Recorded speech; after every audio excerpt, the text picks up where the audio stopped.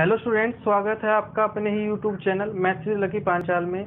बच्चों, आज हम अपनी एक्सरसाइज 3.2 करेंगे।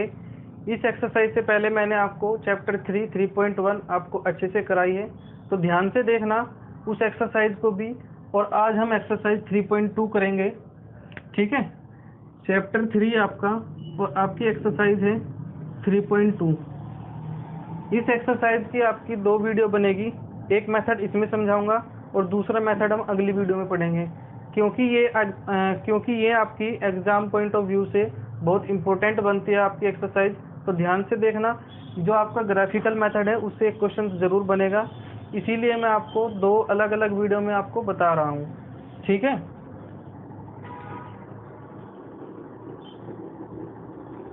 इस वीडियो में हम अपना पार्ट 1 पढ़ेंगे एक्सरसाइज 3.2 का।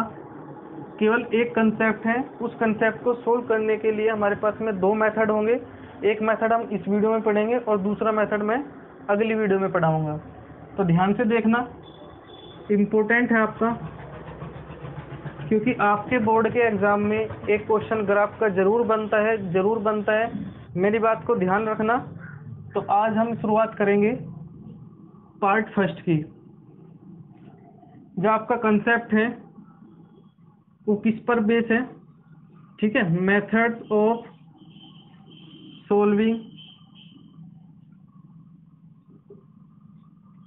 साइमल्टेनियस लीनियर इक्वेशंस इन टू वेरिएबल्स।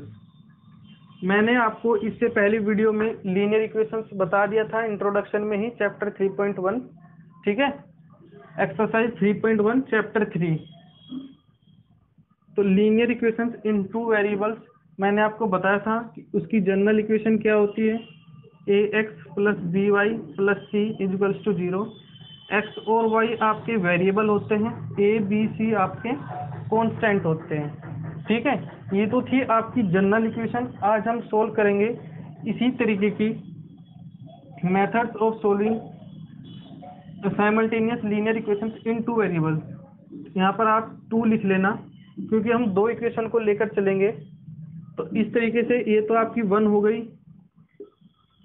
और जो मैं अभी लिख रहा हूँ वो आपकी सेकंड है। इसको फर्स्ट मान लो, इसको सेकंड, क्योंकि वेरिएबल तो आपको यही रहेंगे, आपके जो बदलेंगे वे आपके कांस्टेंट बदल जाएंगे। यहाँ पर a1 है, b1 है, c1 है, यहाँ पर a2 b2 c2। तो इस तरीके से आपको दो इक्वेशन मिला करेंगी, उन दोनों की हेल्प से आपको सोल्व करना है। तो इसको सोल्व करने के दो तरीके हैं आपके। सबसे पहला मेथड है आपका ग्राफिकल मेथड,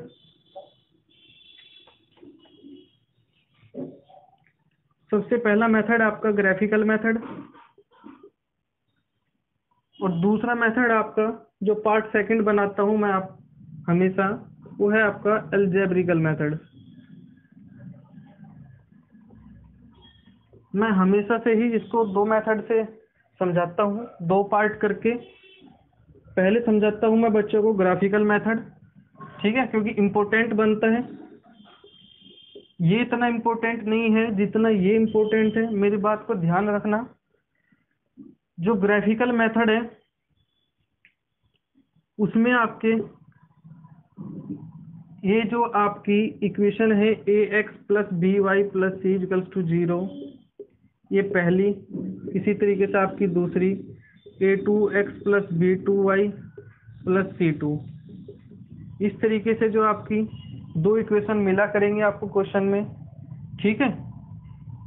इनका ग्राफ बनाना है, जैसे मैंने आपको 3.1 एक्सरसाइज में बताया था। इसी तरीके से इसका ग्राफ बनाना है। ग्राफ कैसे बनाना है वो भी मैंने आपको बताया था। इनके सॉल्यूशन निकालने होते हैं, इसका भी सॉल्यूशन निकालना, इसका भी सॉल्यूशन निकालना। दो सॉल्यूशन से ही आपका काम चल जाएगा, मिनिमम दो होने चाहिए। आप 3 निकालो, 4 निकालो, 5 निकालो, वो आपकी मर्जी है, लेकिन कम से कम दो सॉल्यूशन निकालना कंपलसरी है। इसके दो सॉल्यूशन आएंगे, इसके दो सॉल्यूशन आएंगे। और मैंने आपको पहली वीडियो में ये भी बताया था, जो भी इसका ग्राफ बनेगा वो हमेशा एक स्ट्रेट लाइन देगा। जो भी इन इक्वेशंस का ग्राफ बनता है वो हमेशा एक स्ट्रेट लाइन बनेगा, इस तरीके से, ठीक है, या इस तरीके से, जैसे भी बनेगा एक स्ट्रेट लाइन बनेगी आपकी, ठीक है। तो इन्हीं स्ट्रेट लाइन से जो इन इक्वेशंस का ग्राफ बनेगा, जो ग्राफ की स्ट्रेट लाइन है, उन्हीं से हम सॉल्यूशन निकालते हैं। ध्यान रखना मेरी बातें, हम कोई इक्वेशन को मानकर सोल्व नहीं करते, वैल्यू पुट नहीं करते, वो आगे करेंगे, लेकिन ग्राफिकल मेथड से जब भी आपको करना होगा हम वैल्यू पुट नहीं करते, हम और तरीका नहीं लगाते, हम केवल ग्राफ की मदद से ही सॉल्यूशन निकालते हैं। मेरी एक एक बात को नोटिस करना, मैंने क्या बताया, जो भी हमारा इन इक्वेशंस का ग्राफ बनता है वो एक स्ट्रेट लाइन देगा, ठीक है, वो एक स्ट्रेट लाइन देगा। अब इन स्ट्रेट लाइन से ही हमें सॉल्यूशन पता लगने वाला है। तो इन ग्राफ से, इस ग्राफिकल मेथड से आपकी तीन तरीके की लाइन बनेगी, तीन तरीके का ग्राफ बनेगा। यदि वो ग्राफ एक इसकी बनेगी, इस इक्वेशन की, दूसरी इस इक्वेशन की बनेगी, सिंगल ग्राफ बनेगा लेकिन दो इक्वेशन होगी, ठीक है, दो इक्वेशन का ग्राफ एक सिंगल ग्राफ पर बनेगा, ठीक है। यदि वे आपस में कहीं पर इंटरसेक्ट करती है एक सिंगल पॉइंट पर, तो हम उसको बोलते हैं इंटरसेक्टिंग लाइंस। हम क्या बोलते हैं उनको? Intersecting lines. वे इंटरसेक्टिंग लाइंस हमेशा एक यूनिक सॉल्यूशन देगी, ठीक है, एक यूनिक सॉल्यूशन देगी। जो ये पॉइंट होगा वो ही इन दोनों इक्वेशंस का सॉल्यूशन होगा, ठीक है। मैंने क्या कहा, हम इन इक्वेशंस को ऐसे ही सोल्व नहीं करते, ठीक है, पेन की मदद से हम इसको सोल्व नहीं करते, कोई मेथड और नहीं लगाते, हम केवल डायरेक्ट ग्राफ पर देखते हैं और उससे ही हमारा सॉल्यूशन निकलता है। तो आपका ग्राफ जितना अच्छा बनेगा उतना ही आपको समझने में आसानी होगी, उतना ही आपका अच्छा सॉल्यूशन बनेगा, ठीक है। तो जो पॉइंट ये होगा वही इन दोनों इक्वेशन का सॉल्यूशन होगा, ठीक है। एक सॉल्यूशन तो इस तरीके से मिलता है आपको। दूसरा, यदि ये दोनों इक्वेशन, ये आपकी इक्वेशन है, ये भी आपका इक्वेशन है, मान लीजिए फर्स्ट इक्वेशन की ग्राफ है, ये आपकी सेकंड इक्वेशन की ग्राफ है। यदि ये दोनों लाइनें आपकी बुक में पहली इक्वेशन की जो लाइन बनती है ग्राफ की उसको L1 मानते हैं, और इसी तरीके से जो इसका ग्राफ बनेगा, इस ग्राफ की इक्वेशन का जो लाइन बनेगी वो आपको L2 मानना है, ठीक है। इसको L1, इसको L2।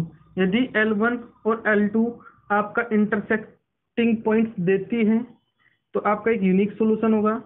इसी तरीके से यदि आपकी L1 और L2 पैरेलल आती है, जिस तरीके से भी आएंगी, इस तरीके से या फिर इस तरीके से पैरेलल होनी चाहिए, ठीक है, इस तरीके से। ये तो आपकी बन गई, तो इस तरीके से यदि इस तरीके से आपकी पैरेलल लाइन देगी तो आपको ये जीरो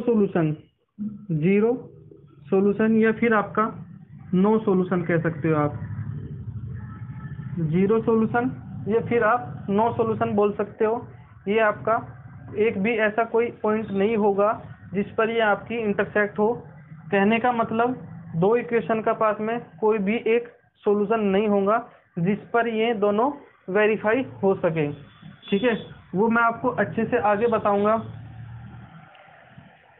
जो आपका तीसरा बनेगा, एक तो आपका यूनिक हो गया, एक आपका जीरो हो गया, एक होता है इनफिनाइट मैनी सॉल्यूशन। इसका जो ग्राफ बनेगा, ध्यान रखना, जो इसका ग्राफ बनेगा, आपके पास में इक्वेशन फर्स्ट की मान लीजिए ये लाइन है, जो आपका इक्वेशन फर्स्ट है उसका जो ग्राफ बनेगा, उसकी जो स्ट्रेट लाइन होगी, मान लीजिए वो इस तरीके से होगी। इसके दो पॉइंट्स यहाँ पर लाई कर रहे हैं, और जो आपका इक्वेशन 2 है वो भी इसी लाइन पर लाई करेगा, वो भी इसी लाइन पर लाई करेगा, ठीक है।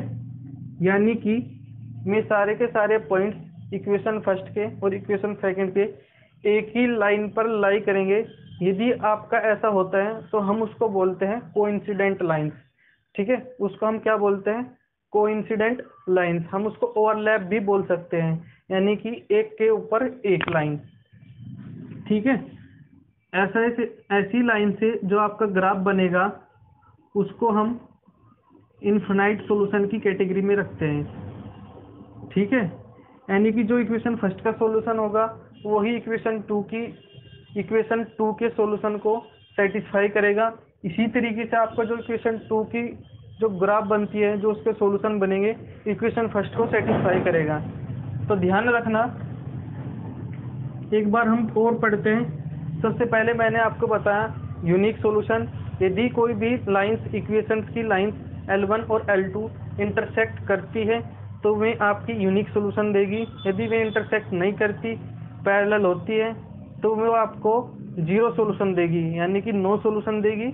और जो तीसरा बनता है आपका, यदि वे आपकी कोइंसिडेंट होती हैं तो इनफिनाइटली मैनी सॉल्यूशन देते हैं। यह आपका ग्राफिकल मेथड से बस आपको ये पढ़ना है और आपके 5 नंबर में जरूर पूछा जाएगा ये। तो ध्यान रखना, मैं आपको रफ करके एक एक एग्जाम्पल, NCERT एग्जाम्पल अच्छे से समझाता हूँ। ठीक है, तो ध्यान देना मेरी बातों पर और अच्छे से समझना। केवल आपको घर पर प्रैक्टिस करनी है, आपका कंसेप्ट यहीं पर क्लियर हो जाएगा। तो ध्यान रखना। अब आइए अब हम शुरुआत करते हैं अपने NCERT क्वेश्चंस की। तो ध्यान से देखना, मैं आपको अच्छे से एक एक एग्जाम्पल तीनों का कराऊंगा, तो ध्यान से देखना। अब इसको इक्वेशन फर्स्ट मान लेना, इसको इक्वेशन सेकंड मान लेना, लेट। ठीक है, मैंने आपको एक्सरसाइज 3.1 में बताया था कि आपके कम से कम 2 सॉल्यूशन तो निकालने ही है जब भी आप ग्राफ बनाते हो।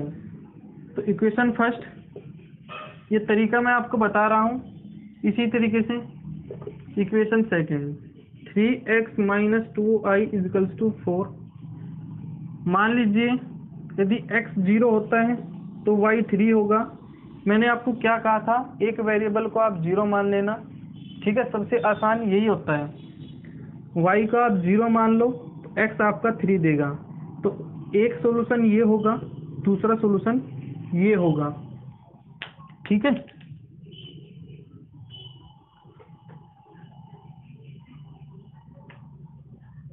एक डब्बे में बंद करके हम इसको लिख देते हैं। ऐसे लिख के इस तरीके से बॉक्स बना के हम लिख देते हैं। ठीक है, इसी तरीके से आपके पास में दूसरी इक्वेशन है, 3x minus 2y equals to 4। इसी इक्वेशन को हम ऐसे भी लिख सकते हैं। ठीक है, तो मान लीजिए यदि y की वैल्यू 0 हो तो 4 बच जाएगा, जो कि 3 से डिवाइड नहीं होगा, इसीलिए हम y को 1 मान लेते हैं। 2 + 4 equals to 6, 3x equals to 6, तो x इजकल्स टू हमारा 2 आ जाएगा। ठीक है, तो अब हम x और y, यदि आपका x 2 हो तो y 1 आएगा। इसी तरीके से हम इसका दूसरा पॉइंट निकालेंगे। यदि y हमारे पास में 4 हो, 4 हो, 2 4 8 + 4 12, और x भी हमारा 4 आएगा। तो 4 और 4। अब हमें इसकी ज़रूरत नहीं रही। अब हमें और कुछ आगे सोल्व नहीं करना है, न्यूमेरिकली हमें आगे कुछ भी सोल्व नहीं करना है। अब हमें केवल और केवल लास्ट स्टेप बचा है हमारा ग्राफ पर इन दोनों इक्वेशंस को, जो ग्राफ है, जो पॉइंट्स हैं, इनको उस पर डिनोट करना। आपको अच्छे से ग्राफ बनाना है। x की वैल्यू 4 तक जाएगी मैक्सिमम, यहाँ पर 3 है, यहाँ पर 4 है। 1 2 3 4।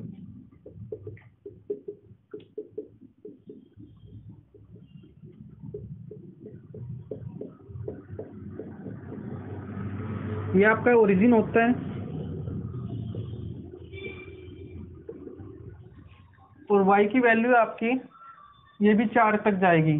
सबसे पहला पॉइंट है आपका इक्वेशन फर्स्ट का, ये आपकी इक्वेशन सेकंड है। ठीक है, 0 और 3, 0 और 3, इस तरीके से। इधर आपका है 3 और 0, 3 और 0। ये बात भी मेरी ध्यान रखना, हमेशा ध्यान रखना कि जो भी आपका ग्राफ बनेगा वो आपकी एक स्ट्रेट लाइन होगी, तो आपको स्केल से अच्छे से मैचिंग करनी है इस तरीके से, ठीक है, और आगे तक बढ़ा देना इसको। ये आपकी इक्वेशन फर्स्ट की ग्राफ है। इसी तरीके से आपका दूसरा प्लॉटिंग करना है सेम ग्राफ पर। 2 1 है, 2 और 1, यानी कि यहाँ पर बनेगा 2 और 1, ठीक है। 4 और 4, 4 और 4। जब आप प्लॉटिंग करोगे 4 और 4 इस तरीके से, तो आप ये बात याद रखना कि आपका ये ग्राफ बनेगा इस तरीके से, ठीक है। मेरा ये थोड़ा इस तरीके से है। ये जो इंटरसेक्ट करेंगे ना ग्राफ पर, वो 2,1 पर इंटरसेक्ट करेंगे, ठीक है, 2,1 पर। अब हम यहाँ से क्या कंक्लूड करते हैं? हमने ये कंक्लूड किया कि ये जो ग्राफ है आपके, वो एक इंटरसेक्टिंग लाइन दे रहे हैं, इसका एक कॉमन पॉइंट है, इसी कॉमन पॉइंट को हम इन दोनों का सॉल्यूशन बोलते हैं। और जब भी हमारी L1 ये होगी इक्वेशन फर्स्ट की, और L2 हमारी इक्वेशन सेकंड की होती है, एक इंटरसेक्टिंग लाइन देती है, तो ये जो पॉइंट होगा वही इन दोनों इक्वेशन का सॉल्यूशन होगा। आई रिपीट, जो भी ये पॉइंट होगा वही इन दोनों इक्वेशन का सॉल्यूशन होगा। कैसे होगा? पहली जो इक्वेशन थी आपकी वो x + y = 3 थी, और जो दूसरी इक्वेशन है आपकी 3x - 2y = 4। ये पॉइंट इन दोनों इक्वेशन में रखना। 2, 1, 2 + 1 = 3, 3 दूनी 6 - 2 = 4। तो LHS = RHS, LHS = RHS verify हो रही है। तो इस तरीके से हमने वेरीफाई भी कर लिया, और हमने ग्राफ्स की मदद से भी मैंने आपको अच्छे से समझा दिया। इसी तरीके से मैं आपको दूसरा क्वेश्चन NCERT का ही करा रहा हूँ, तो ध्यान से देखना। आइए अब हम शुरुआत करते हैं आपके दूसरे NCERT क्वेश्चन की, तो ध्यान से देखना। ये भी आपका NCERT है, और दूसरा क्वेश्चन है टाइप सेकंड है ये भी, ठीक है। वो टाइप फर्स्ट में मैंने आपको इंटरसेक्टिंग लाइन वाला बताया था, ये आपका टाइप सेकंड है। पहले नहीं बताऊंगा ये कौन सा ग्राफ देगा, तो हमें सोल्व करना है, और फिर बाद में मैं आपको बताऊंगा कि ये कौन सा ग्राफ देगा। अभी आपको केवल और केवल समझना है। मैंने आपको फर्स्ट स्टेप में क्या बताया था, ये आपकी इक्वेशन फर्स्ट होती है, ठीक है, ये आपकी इक्वेशन सेकंड होती है, इसका हमें ग्राफ बनाना है फर्स्ट, ठीक है। हमारा जो फर्स्ट स्टेप होगा, सबसे पहले इसको सॉल्यूशन बनाना है, सॉल्यूशन निकालना है। x = 2y + 6, तो y की वैल्यू अगर हमारी 0 होती है, x - 2y = 6, 3x - 6y = 0, x = 2y + 6। यदि हमारा y 0 होगा तो x हमारा क्या होगा? 6, ठीक है। आप जितने चाहे उतने सॉल्यूशन निकाल सकते हो, बाकायदा आपको उतना ही प्लॉटिंग करना पड़ेगा। फिर x 6 है, y 0 है। यदि मैं यहाँ पर 1 भी रख लेता हूँ तो आपका x 8 जाएगा, जो मैं आपको, ठीक है, यानी कि इस तरीके से मेरे को फिर 8 तक लिखना पड़ेगा। तो मैं उस समस्या से बचने के लिए, ताकि मेरा ग्राफ बड़ा ना हो, मैं आपको ये बताना चाहता हूँ कि y की वैल्यू यदि आप निगेटिव भी मान लोगे तब भी कोई फर्क नहीं पड़ेगा। y की वैल्यू यदि आप निगेटिव भी मान लोगे तो कोई फर्क नहीं पड़ेगा। जो कुछ भी आपके मन में आए, y की वैल्यू, x की वैल्यू, वो रख लेना, ठीक है। इसमें कोई बाउंडेशन नहीं है आपकी। यदि मैं y की वैल्यू -1 रख लेता हूँ तो आपका 6 में से 2 जाएगा, 4 बचेगा। तो y की वैल्यू -1, x आपका 4। इसी तरीके से आपकी दूसरी इक्वेशन है 3x - 6y = 0। ये तो और भी आसान है सोल्व करना। X equals to 2y। मान लीजिए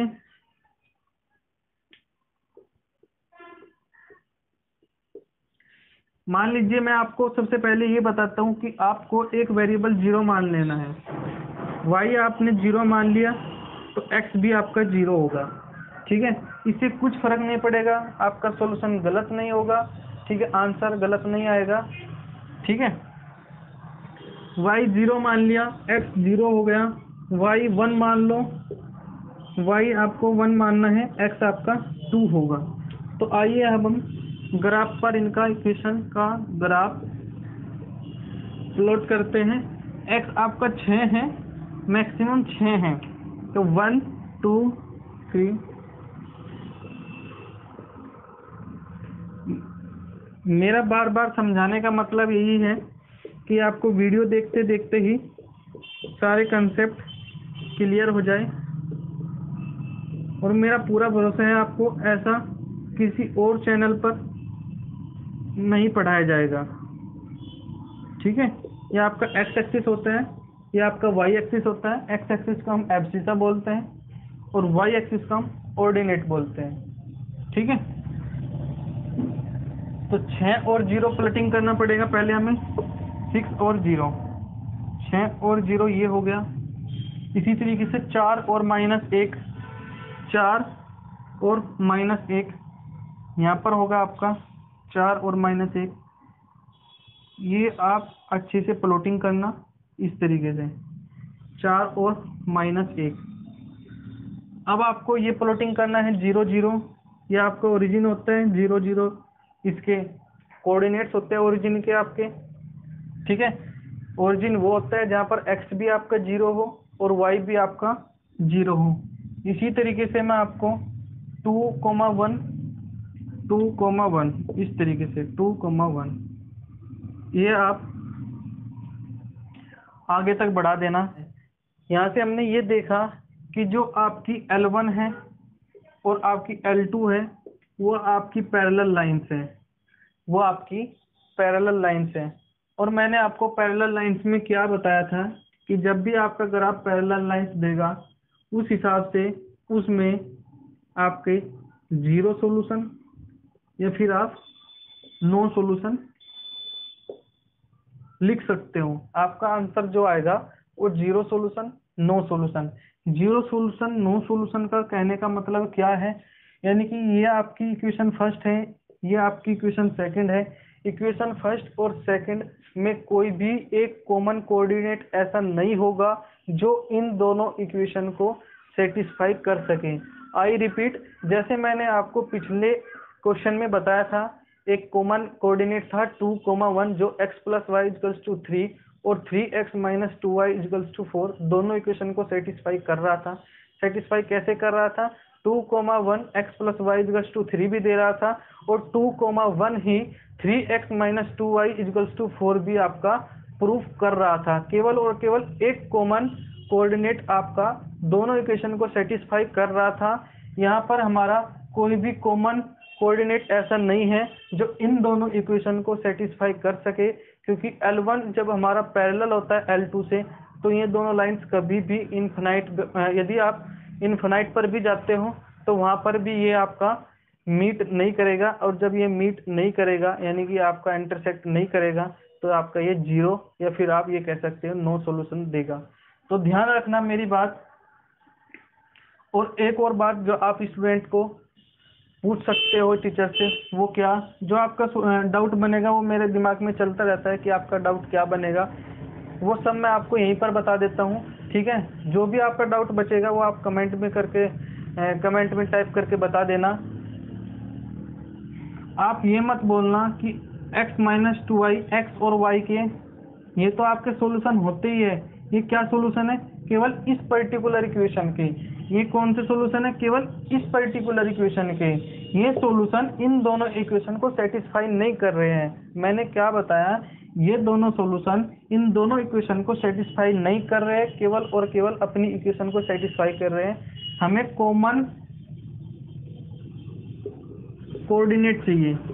ठीक है, कॉमन कोऑर्डिनेट जो इन दोनों इक्वेशन को सेटिस्फाई कर रहा है। तो इस तरीके से आपको यहाँ पर सेकंड टाइप भी हो गया पैरेलल का। इससे पहले मैंने आपको इंटरसेक्टिंग कराया और मैंने अब आपको कराया पैरेलल का। अब आप जान ही गए होगे जो मेरा तीसरा टाइप बनेगा वो कोइंसिडेंट लाइन का बनेगा। ठीक है, तो आइए अब हम तीसरा जो आपका टाइप बचा है कोइंसिडेंट लाइन का, वो हम इन इक्वेशन की मदद से प्रूफ करेंगे। ठीक है, ये आपका एनसीईआरटी का ही क्वेश्चन है, NCERT.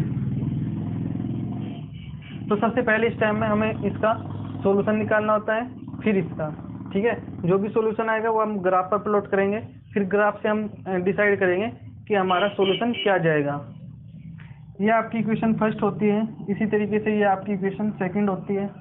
3x minus Y equals to 2 को जब आप सोल्व करोगे तो क्या आएगा, 3x equals to Y plus 2। Y को आपको वो चीज़ रखनी है, वो पॉइंट्स रखने हैं जो आप 3 से डिवाइड कर सकोगे। यदि आप y को 1 रख लेते हो, y को 1 रख लेते हो तो आपका 3 बनेगा और x भी आपका फिर 1 आएगा। इसी तरीके से यदि y को आप 4 रख लेते हो, 4 और 2 6, x आपका क्या आएगा, 2 आएगा। ठीक है, तो इस तरीके से ये आपका डब्बा बनेगा, x1 y1 x2 y4। यहाँ पर हमने 0 क्यों नहीं रखा, क्योंकि 3 से डिवाइड भी करना था। यदि हम 0 रखते तो हमारा डिवाइड कंप्लीटली नहीं होता। 9x equals to 3y plus 6 भी लिख सकते हो। अब आप इसको यदि हमारा कोई कॉमन हो रहा हो तो कॉमन ले लेना, फिर कट कर देना उसको 3 इस तरीके से। अब हमारा ये सिंपल फॉर्म में हो गया। यहाँ पर यदि हम डायरेक्ट रखते हैं तो हमारे पॉइंट्स भी थोड़े लार्ज आते हैं। ठीक है, नंबर हाई होते हैं और सोचने में भी थोड़ा दिक्कत होता है। ये हमारा सिंपल फॉर्म में हो गया, आसानी से सोच सकते हैं, पॉइंट भी हमारे स्मॉल आएंगे। y यदि आप 1 रखते हो तो x भी आपका 1 आएगा। ठीक है, x और y 1 1। इसी तरीके से यदि y आप 4 और 2 6, 4 रखते हो तो x आपका 2 आएगा। यदि आप y को 4 रखते हो और x आपका 2 आएगा। आप यहीं से पता लगा सकते हो कि आपका जो ग्राफ है, जो दोनों इक्वेशन के सॉल्यूशन आए वो सेम है, तो ये आपस में ओवरलैप करेंगे ही करेंगे। मैं आपको एक और दे देता हूँ ताकि आपको ये ना लगे कि ये सच में ही ओवरलैप करेंगे या नहीं। तो 3x minus Y equals to 2, 3x equals to Y plus 2। यदि आप क्या करना है आपको, और एक और बात ये ध्यान रखना, 3x minus Y equals to 2 और 3x equals to Y plus 2 जब सेम इक्वेशन है तो सेम सॉल्यूशन होगा। ठीक है,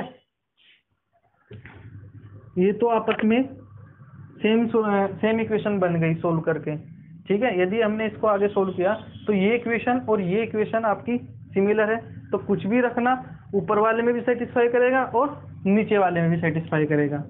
तो इसका हम ग्राफ भी देख लेते हैं।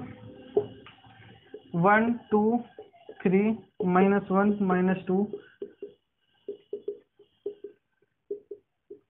x एक्सिस और y एक्सिस 1 1 2 4 1 1 2 4। ठीक है, इस तरीके से।